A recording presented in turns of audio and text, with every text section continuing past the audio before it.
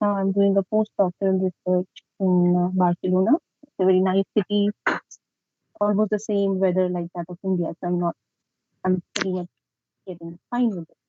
Uh, Today is a very great day. It's a happy International Women's Day to everybody. And I think it's great that we are recognizing days to celebrate the, the species that we are. And today, I think three of us are going to have our families, Neha, we three are going to uh, kind of help you all from our part to create a kind of an awareness against the gender discrimination and the fact about the gender equality in STEM. That we are recognizing. Neha has essentially amazing points she has to discuss about, but if you ask me personally, if I face some sort of discrimination, especially.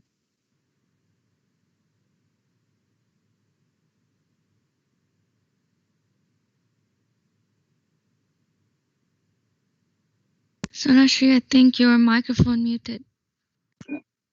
Right? Yeah, The we, thing you is, know. and let me just get straight to the point that the thing I really want to raise awareness is towards an unconscious gender bias that women experience, and not just women, even men experience. And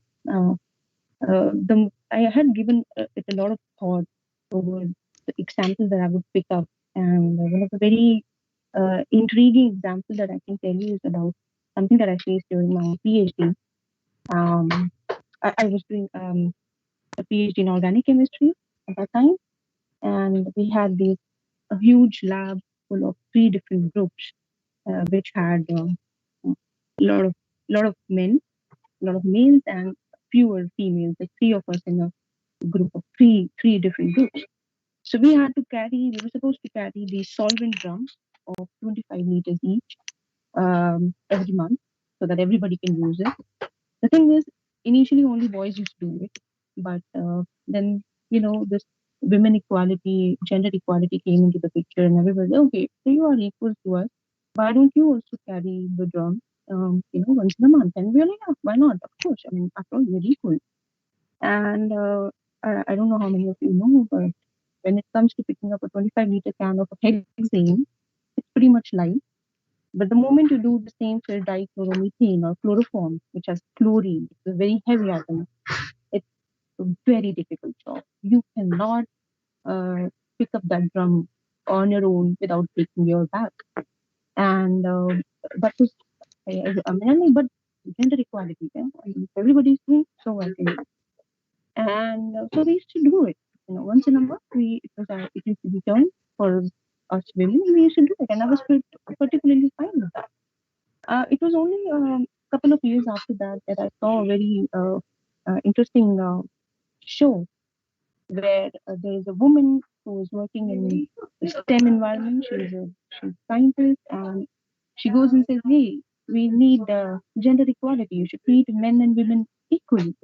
And then they tell her, "You go ahead and just fill the 25-liter can of water and just invert it." It's a very famous YouTube video, and she ends up spilling most of the water, and it's a very fantastic comedy show. But I did not laugh at that. Rather, I felt offended. The underlining thing is that when we as women ask for equality amongst gender between men and women, I'm not asking you to treat me physically as strong as that of a man. I mean, man and women are made differently. There is no denying about it. But the fact when I ask you for equality, I'm asking you, uh, intellectual equality.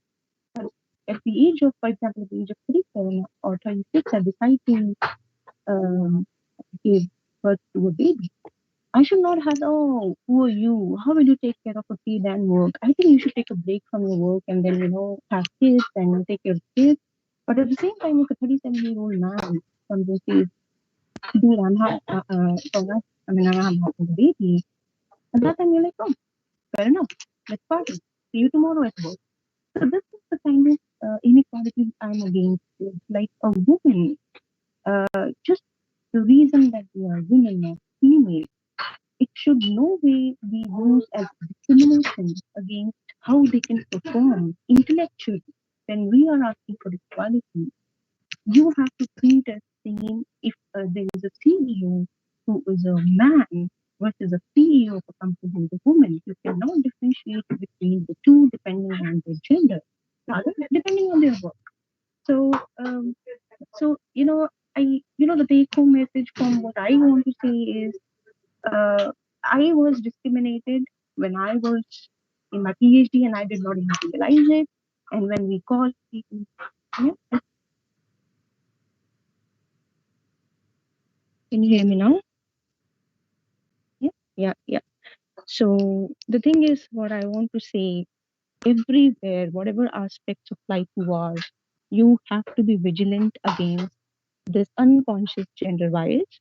And there is no way you should feel lower or you should feel incompetent in the way you work just because you are a female or a woman. So I think, Thank you. yeah. Yeah, I think that those are some really great messages, Sonashri. Thank you for sharing your experiences with us. I think along the same lines, Sneha had more to share. So let's take the word to her. Sneha, maybe a brief introduction about yourself, and then your microphone is muted. Okay. So can you hear me now? Yes. Clearly. Great. Okay. So I'm Dr. Sneha, and I've completed my PhD in oncology from Cancer Institute, Chennai. And then I received the Schlumberger Faculty for the Future Fellowship for my postdoctoral studies. And currently I'm working in the University of Bradford at the Institute of Cancer Therapeutics, UK. So I almost agree to what Sonashri said, and I just have a few more points to add to that. I have a few slides to share, so I can do that, then it will be easier. So can you see my screen? Yep, we see it. Okay. So we all know that women represent at least half of the global population or even more. But is there representation in STEM? Is it enough? But we don't see that reflection in the STEM field. It is much, much less than what we expect. So the statistic says that even it's just 30%, if we fellowship, very candidates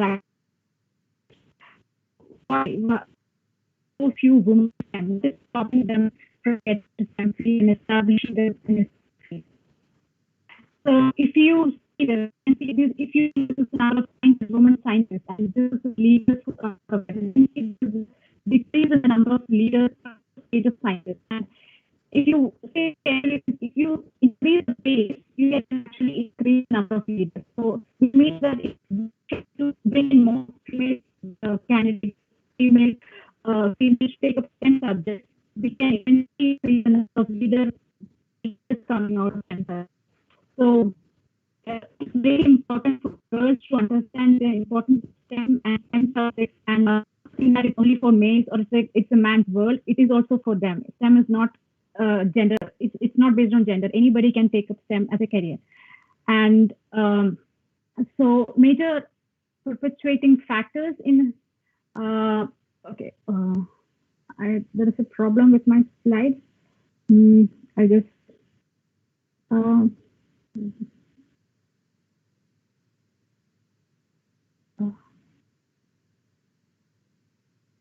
It's okay. I think you can speak to the slides without having to share them. Yeah, let me just see. Yeah, can you see them? Yeah, they're up again. Okay, great. Yeah, so we were here. Yeah. So if you take the case of India, you can see that we are pretty much closing the gap in the higher education sector, where you can see the major courses. This data is from the Higher Education Ministry from India, and you can see the major courses like PhD, MPhil, undergraduate. There are quite a lot of women taking up these courses, and even professional courses like engineering and medicine. You can see a lot of women representation in these areas as well, and much more representation in medicine, as we know, which is good. We have a lot of female doctors, but after these steps, after the undergraduate and postgraduate step, what is actually happening? There is a major leakiness in the pipeline. If you see, you have enough female graduates, we have enough female postgraduates, and maybe enough PhDs, but the leak starts from there, and then we have very few female researchers, and finally going on to become an eminent scientist or a female mentor or a leader later on. So there is a major leakage happening, and many women drop out at this stage. And why do this happen? So there are 3 stages of women career, which is early stage. Some of the women drop out because of lack of support. You know that you must have experienced it yourself, as yesterday Shivani was telling. So when we are taking up science subjects, what people say, or family members or friends advise us, is that, okay, you can be a teacher, or you can be a doctor, and or a nurse. So that way you can have a less stressful life, and you can manage your family life and work life at the same time. So then you end up thinking that way, okay, then why not I choose to be a teacher? I can get 2 months vacation and have a time-based work, and which is going to help me with my housework. And that stage, many women just drop out into reaching their ambitions or goals. And then comes the mid-career, where the major hindrance is the motherhood or the child care. So when the biological clock is always ticking, and you can't keep waiting. There is a stage of your life where you have to embrace motherhood or take child care into account. So at that time, many of women just take breaks, and then they are not able to come back after the break due to different reasons, like they lose their network, and their peers have all gone across, and they lose the confidence to come back, and they don't know how to come back. So the major dropout is in mid-career, especially in India. And then is the established career. If the woman manages to surpass all these steps and finally come into an established career, there she finds herself alone. She doesn't see any other female leaders. She doesn't see any other female mentors. It's a man's world, and she feels intimidated and feels maybe I'm out of the place and I misfit here. And then she might think this is not my area and just drop out at that stage. So weakness can happen right from the primary school to the eminent scientist position, but the major leakage happens from the PhD to the eminent science. There are very few women who can actually shatter that glass ceiling. So the important point here is that we have to retain the women in STEM, and there are a lot of factors like what I discussed just now, which are causing them to drop out of STEM fields. So as I said, social identity is a major problem. They feel like a misfit. And another important problem, which I don't know how many of you are familiar with it, but this is one problem which I have faced myself. It is the impostor syndrome, where you start feeling that whatever achievements you have in life may be just because of luck, and it's not because of your abilities. Although you are giving an objectively good performance, you don't realize that. You feel, oh no, it's not me, it's only luck, or it's just fluke, I'm here, and one day it's all going to get over. So that feeling kicks in sometimes. I know most of the women would have felt the same at least once in their life. And this is because of the lack of confidence. So that's my next point, which is the confidence gap. Women are not as confident as men. There is a thing called a myth of the math brain. I'm sure many of you girls would have felt that maths is not my cup of tea. I have said it myself that I hate maths, and that's one of the major reasons I took biology.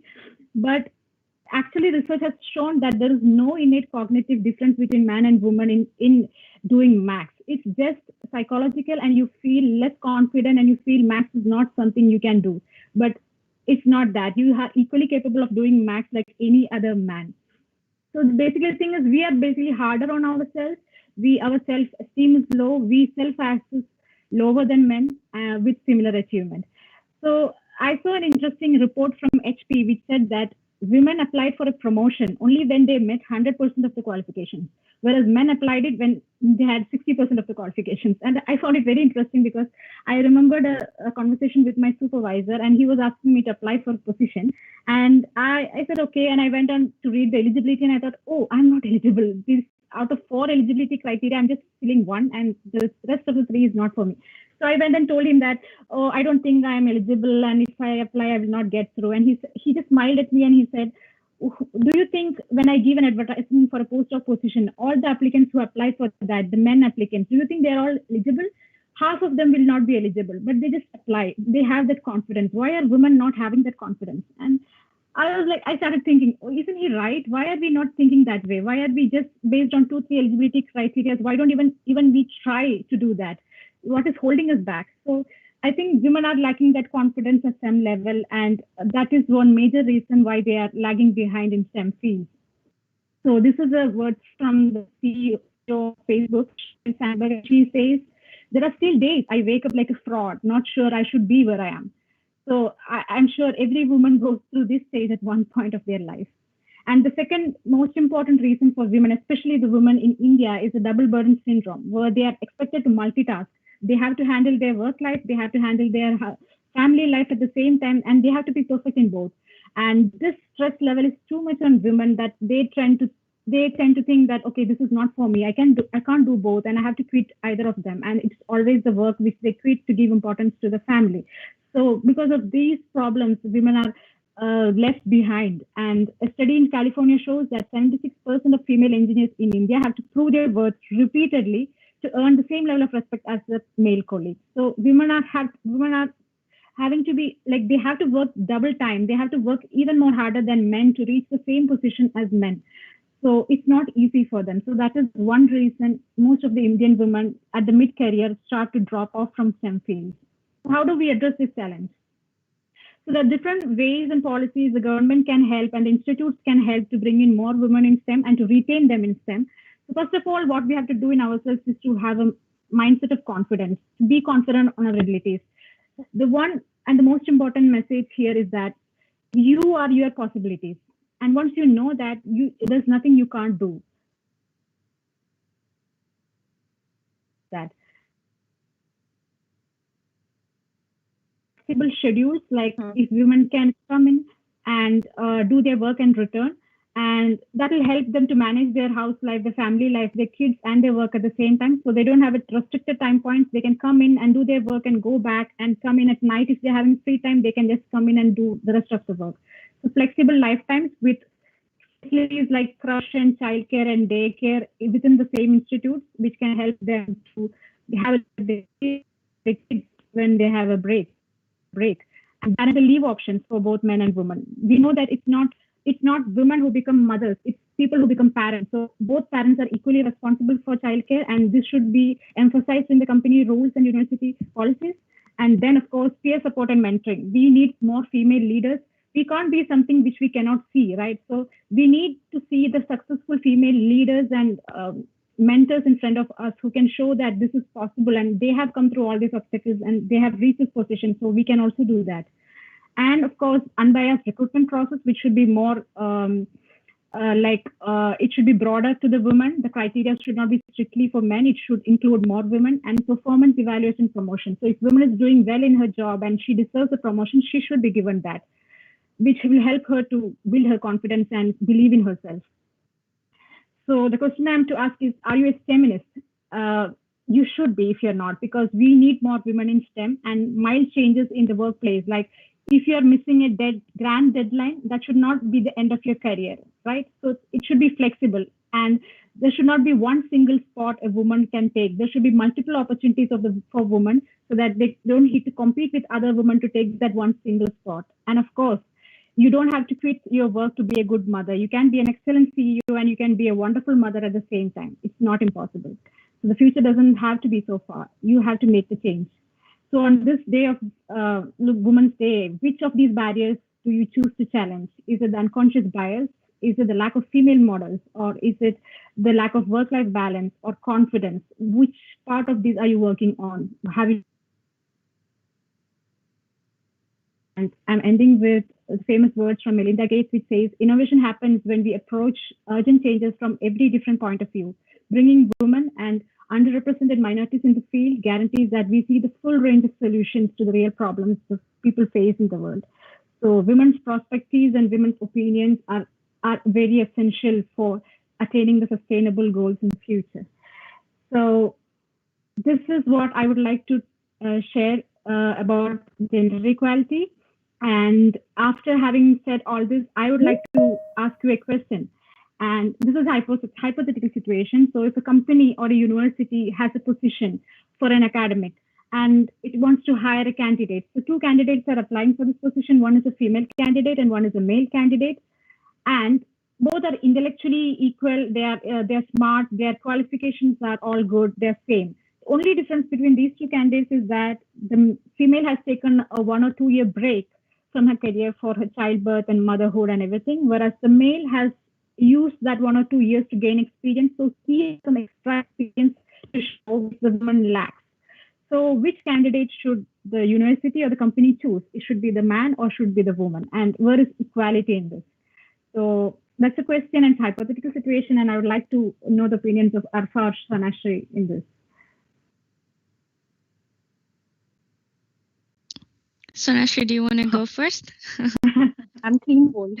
I'm so clean bold. You, I think, have shown a crust of everything in your presentation, and yeah, it completely. Yeah, you're right. When we want people to say recruiters, it's good point to put ourselves in the shoes of recruiters and then see with what kind of candidate I would want to. And if I were to be there, the way you created questions, I would want them to perform. And those questions have to be based on the kind of requirement I would need for my work. And whoever excels, it's something like when I do imaging in cells, I do it with unbiased. That is, I don't see what is the sample I'm imaging and then I image. Because if I know what sample I'm imaging, I'm very biased. Okay, this is what I would be looking for. So it's better to do not know what candidates are personally and then, have them maybe write a test or something, I don't know, and I have to create that. And then, and then just choose on the basis of that rather than a basis of what they are. I think it's a very good point. It's a very good point raised. Yeah. Absolutely. And this it reminds me of a conversation we had with Shivani yesterday when she was talking about, around her, if you don't have network, you can't really get a job in the industry, right? You need to know the right people. In the question you posed, Neha, it's the same situation, right? It depends on who the person putting the advert already knows, because most of the time when these job adverts are placed, it is given that some of those professors or whoever is looking for someone to recruit have a person in mind that they want to recruit for that position. And when those positions are placed out, it is mostly just an obligation that you have to put that advertisement out for many people before you can choose a final candidate. So from what I've seen so far, most of the positions that are advertised, especially in academia, already have chosen candidates. So when you apply like a cold call, you already are at a disadvantage. Right. So I like what Sonashri suggested here. I think there should be blind CVs or blind interviews where you don't know if the candidate is a male or a female, and you go completely based on the experience or whatever, checking boxes on what you need this person to do and how much of it are they capable of doing based on a test, as she suggests. Yeah, I agree with you, Afra, completely. But if it is an unbiased approach and you don't know if it's a female or male, and you're just seeing the CVs without the names, so you see that, okay, this particular person A has taken 2 years break, and you don't know why. So that person is lacking experience, and this person has 2 years or more experience. So definitely you'll go for person B because he is more capable. Not necessarily, right? Because it makes you inquisitive. Because, okay, this person took a break, but everything up until that break is absolutely great. So I want to know, I want to find out why this person has been off the game for 2 years. Maybe they found something more interesting to do than the career that they were following. So I think it is not given that just because someone has a break in their CV, it means that they are not good enough. So I don't know. I think it depends a bit on the recruiter. And this is where the talk of bias and unconscious bias or no bias, all of that comes in, right? As a recruiter, how aware you are of what's going on in your mind when you're looking for applicants. So I think it can go either way. But yes, I believe there are more recruiters who will go for a better CV than for the curiosity that I'm talking about. And do you think that as a woman, she deserves a preference over the male CV because she has taken a break for something she cannot avoid, right? She has taken a break for motherhood, and it's not something she's doing as a favor. It is what she has to do. She's made to bring forward the species, and at least we can give respect to that. And if she has taken a break, she deserves a chance to come back. And if you don't provide it, who else is going to provide it? So the male can, maybe he lost this job, but he can get another job very easily. It's not so difficult for him. But if every recruiter thinks because of the break, the female is not good or she has lacking experience and we want more experienced people, the female might get dropped out of the same field, right? Is there a chance? So should we give her a preference? Yeah. That's a bigger question. I'm not going to go one way or the other because my experience so far has been, as I mentioned to you guys yesterday, I work for a company called Equinor. It's Norwegian state oil and gas company that is now reforming into a broad energy company. And in 18 months of working in that company, I've met more men who've actually gone out on paternity leave than women who've gone out on maternity leave, right? And a lot of my projects have come to standstill because all these men had to take their paternity leaves and disappear from the game. But when they come back, I think they've brought in a lot of energy to the project, right? Because they've gone out, they've not thought about the work for a while, and they've come in with a fresh perspective, realizing that raising a baby is more challenging than anything that they've ever done in an office, right? So they come back with a lot more confidence. But women, the women I know who've gone away on maternity leave have actually been working while they were away. They found it much better and easier, and thanks to COVID, they could still work from home. There was no issues working from home, and they've actually come back with a few more points added to their CV rather than having lost that time doing nothing else. So I think it's starting to become a bit more fluid. It is not a clear, okay, women does this and a man does this or a woman does this. So for me, I don't think I'm just not in a position to give an opinion because my experiences are very different to from what you are talking about. Right. Now, just say, I'll also, there are two things I want to tell to every aspiring student here. There are two things. One is what should be done. Yeah, like for example, as Neha, you said, if I were to recruit, suppose if God Almighty has His blessings on me, I'm just kidding. If I have a lab and I have to recruit 2 students, and I will never look at their CVs. Of course, there has to be somebody who has to make sure if I want a PhD, at least they need to have an MSc, right? So that is one thing. But I'm never gonna look at the CV. What I'm gonna do if I'm starting a research lab, I would give them questions. This is what I want to do in my lab. Whatever you know, design an experiment and just tell me. Now, based on that experiment, how they design, how they come, whether it's a simple one, whether it's highly complicated, or everything, like the way we write proposals, right? What are the funding agency looking at? How we are what question we are addressing, how we're approaching it. And they never look at our, past. I would not want to see a CV of a student. Anybody can make a grandeur CV, but they can be just Dutch. But on the other hand, there could be a person who has had a break of 5 years, but he is, and he's a lazy person, but he's very creative because, like PCR was, I don't know, polymerase chain reaction was a result of a very lazy scientist, but it is helping. It is helping millions of people all everywhere. So it's about what kind of work you are looking for. This is what I would want every recruiter to do. But second thing is very important. What is going on? As Arfa has suggested, it is a sad truth, but it is very, very important to have strong network, strong connections. If, for example, now you people, all the students, you know me, right? Now I'm in an institute, and if there is a position here, right, in somebody's group, and you say, okay, one of the lab scientists, they have a position, I want to apply. I can go directly to them and give your CV, talk about you, because I know you in person. And this you cannot do if you would not have known me.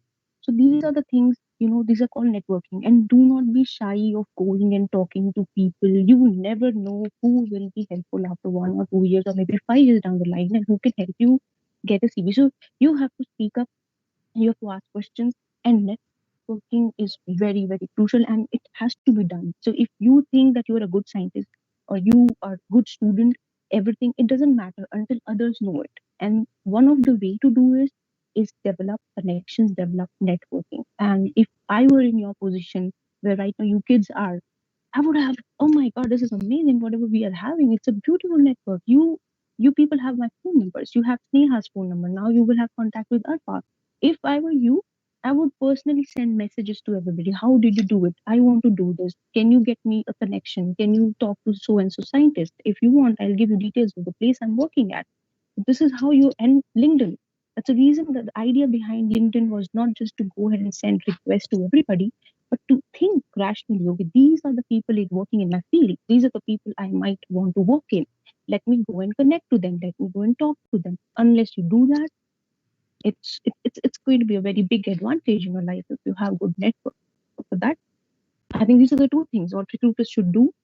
But if I want to get recruited, what should I do? So yes, networking is essential. I think that may help maybe. Yeah, I think that's a great point where we can ask our audience today to start asking questions and interacting with us. We've got 15, 17 minutes left to this session. So everyone listening, if you have any questions, now is your time to just unmute your mic and start asking. We are all here. And while we wait for the questions, I just wanted to share a story about networking now that you bring it up, Sonashri. I was just thinking this morning about my career, right, and how I got to where I am. I started off I was in 10th or 11th grade when I didn't even know about universities. I was that stupid, so to say, that I didn't even know what universities were or what people do at universities. And it was when I found out that at 11th grade, when I have to start preparing for applications to university, when I realized that, okay, this is what a university is. It is an institute where you can go and take more education. But it still didn't make sense to me. I didn't know for a very long time what it meant to be an engineer. Okay, you are doing an engineering degree and you are an engineer. What does that mean? What do you do in your day-to-day job? What is a physicist? What does a physicist do? What does a researcher do every day? We have great examples of teachers. We meet teachers every day, right? Until we are, even as soon as we are 3 to 4 years old, some of the first professionals we meet are teachers or doctors. And that is sort of one place where we see role models, right? Those are the kind of people we meet. So hence they become our role models and we want to grow up and become like them. But we don't see as many, you mentioned yesterday, Sonashri, a space scientist. We don't meet as many physicists, investment analysts, investors, any fund managers, bankers. We don't meet those people day to day, and hence it's difficult to find role models in that space. But for me, I think it was during university, the best thing that happened to me was these networking events and clubs and societies where you could actually go and talk to people and ask them what they do. And one thing that you need to understand about human nature is that everyone loves talking about themselves and their lives and their professions, right? So if you go and ask them, okay, what do you do? What is your day-to-day job? Tell me more about yourself. No one is going to step back and wait to say. Everyone loves to talk about themselves. And I guess that's how we are here today as well, to talk about our journeys. But the point is that everyone, when you listen to those stories, you realize how similar they are to yours. And you realize that if they can do it, so can you, right? It wasn't no one's path is sort of identified and described right from the get-go. Everyone learns to find their way by asking questions, meeting the right people. And a lot of the times you will find out that people are in the profession they are just by chance, because they met someone who told them about some position that was open and they were looking for a position and they applied and they got there. So a lot of the times these things happen by chance. And a lot of the times, as you were talking about LinkedIn, if you have someone that you've seen on TV, news channel, in a university, at an event, if you've heard of their name, just go look them up on LinkedIn, see what their profession is called, look up what their history is, where did they take their education, what was their first role out of university, and then try to speak to them. If you can't speak to them, find more people like them. So I think we have access to a lot of tools now that allow us to build that network. And that was pretty much the case for me. It was all through all the networking sessions that I did during my undergrad studies that sort of helped me find my way at every step. So it is, I completely agree with you that networking is an important and a very important part of finding your professional career. Doesn't matter if you are a man or a woman, right? Whoever asks the most questions sometimes finds their path, and it's just the confidence that naturally, at least in India, we've seen that guys are a lot more open and they're not afraid to look foolish, whereas women are more shy, more conscious of that fact. And so I think somewhere it's about letting go of that fear of coming across as someone who doesn't know, because until you ask, you will not find out. I don't know, Sneha, if you have any experiences to share about how networking has helped you to get where you are, if any instances, or Sonashri, if you have any particular story that you want to share. I'll give you a very crazy one, a very crazy network that I developed. I don't know how many of you people get a chance to do that. In my current lab, whom I'm working right now, I believe it or not, is a person who was senior of the director of my institute in entirely different department. And when I applied to him, he asked the director of my institute, "Do you know her? And do you know this girl?" And he is in bio department. I'm in chemistry. There was no way we would have known each other. And that guy said, "Yeah, I know her. She's pretty good and she's pretty ambitious." And you know how the director of my institute, who had no relation with me, knew this about me? Because 2 years before, 2 years ago, I somehow ended up playing with him tennis early in the morning, 6 o'clock, because his partner was not available for those 10 days. And he had seen me play in the morning. So he said, "Would you like to play with me for 10 days?" I said, "Yeah, why not?" And I just played with him. And on the 10th day, I was awesome because he's such a good player that I ended up becoming a very good player in the end of the 10 days. And that's how he saw me, that this is a girl who did not know how to play tennis at all. By the end of the 10 days, she was fighting hard because my director is a fantastic tennis player. And when I really played, I played good. That was the only interaction I had with him. Those 10 days, 2 years ago. And now I ended up joining his junior. I don't know. It just worked. This is the network. No LinkedIn, no nothing. You realize you have to go. And this option of playing tennis was given to 3 girls. And I was the only one who went ahead and played. I had to. And as Arfa said, yes, sometimes as women, we are afraid to do it and afraid to look fool. And all the other two students, they saw the girls with me, they were like, "Arey, the director is such a big player. How will I play with him? I will look such a foolish." And I chose to look foolish in front of me. And 2 years down the line, I am working with his senior. And I'm very happy. I did not know I would end up in such a fantastic lab. It was a small network I created. And if I don't know, maybe that network helps today. I mean, so you have to play to build I network. think we're getting somewhere with this, right? So our choose to challenge story is choose to look foolish, or choose to not be afraid to look foolish. It's a wonderful story, honestly. Yeah, because no one would expect that would come as an advantage later on in your life, right? Because you chose to take that challenge of not knowing tennis and still playing it with the director who was an expert in tennis. So that's really exciting. So on my part, I knew how to play tennis, but I was not as good as him. But I did not tell him. That's good. So no presumptions. Yeah, that's good.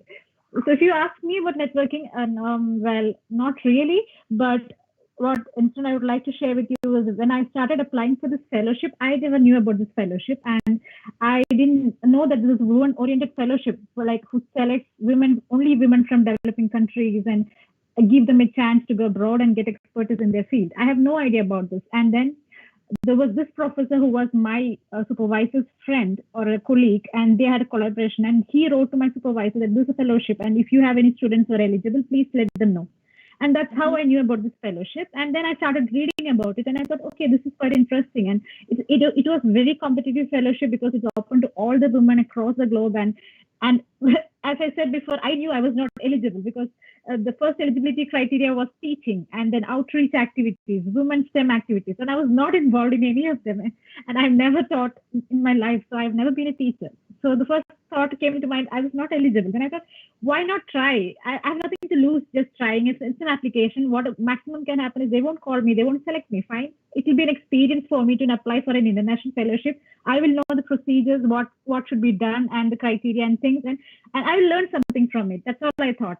Even if I don't get it, I don't care. But I learned. It's an early experience, and that's how I applied for it. And then when I started with the application, I had a lot of doubts. I didn't know which columns to fill, how to fill, and how elaborate I should go. And then I had a lot of doubts. And also, once I submitted the application and I was called and shortlisted for an interview, I didn't know, I have no clue how to appear for an interview because I've never appeared for an interview before that.